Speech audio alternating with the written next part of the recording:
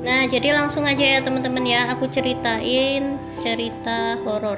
Jadi gini, pengalaman pribadi aku, kebetulan waktu itu aku masih berusia 4 tahun, jadi 95 aku pindah dari Kebumen, aku pindah ke Purworejo. Jadi sebelumnya itu aku juga pindah-pindah juga sih.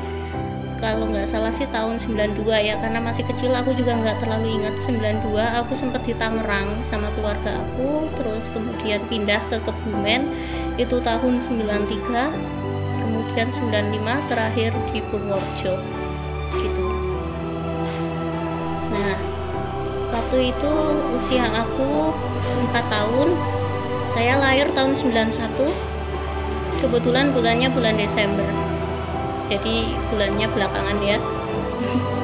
Ya mungkin sih waktu itu pertengahan 95 ya, jadi mungkin masih 3,5 tahun kali umur aku. Jadi pindah ke Purworejo, kebetulan nempatin rumah mbah, dan rumah mbah itu katanya sih bekas kantor bendungan Belanda waktu itu. Nah, lokasinya di mana, jadi aku nggak mau sebutin. Nah, takutnya gimana gitu kan ya. Ya udahlah, cukup aja. Aku ceritain aja.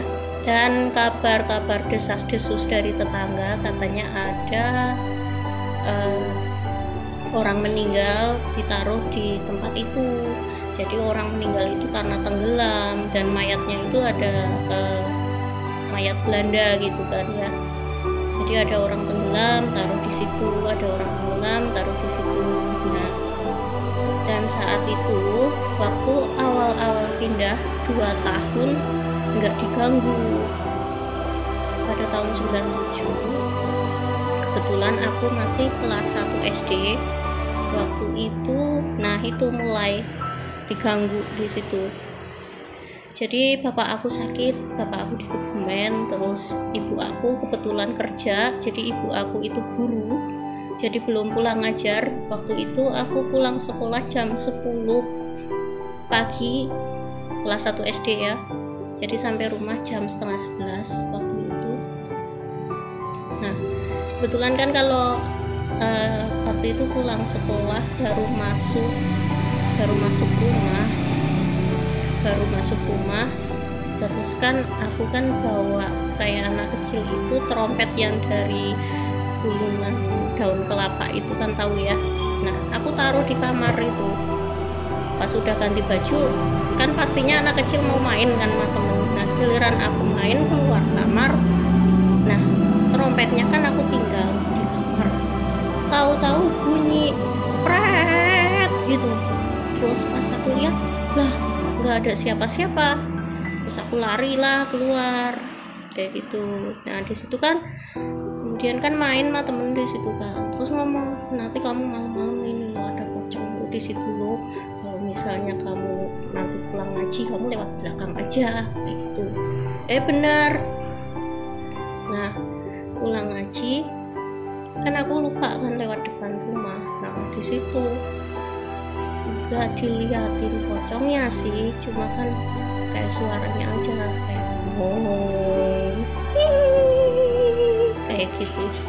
Nah, itu langsung kan aku kan takut itu, masuk rumah buka gitu, buka gitu kan. Ibu aku bukain kan, apa sih itu, katanya ada pocong kayak gini gitu.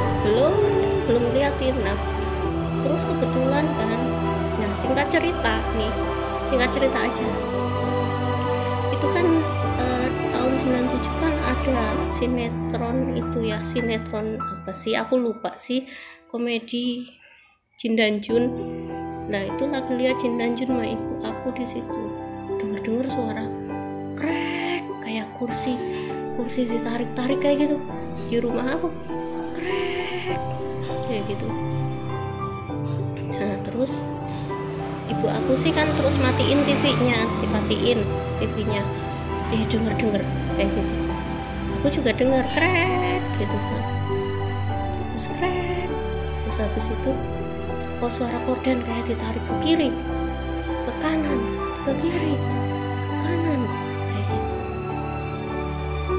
Terus telerap gitu kan, telerap. Nah, kebetulan kan kamar aku kan waktu itu kan ya.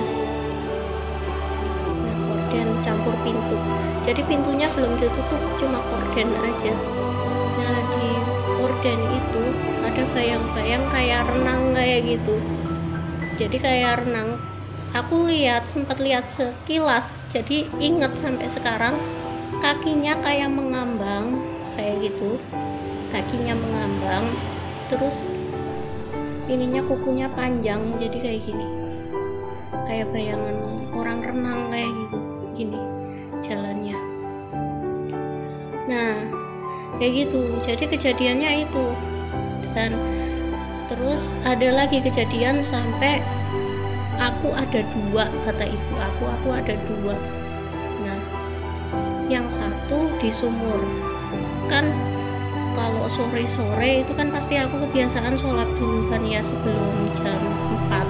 Jadi kalau udah suara azan asar itu ibu aku pasti ngajarin udah cepet sholat gitu. Nah, sholat ya aku kan izin mau wudhu. Pas aku mau wudhu itu ibu aku lihat aku 2, yang satu aku di kamar. Nah, di kamar itu posisi aku duduk, katanya posisi aku duduk tapi ngadepnya ke belakang gitu, ke belakang. Nah, posisi aku di belakang. Nah, pas posisi aku di belakang itu dipanggil-panggil, Dina, ayo sholat, kayak gitu. Nggak nengok, sama sekali nggak nengok.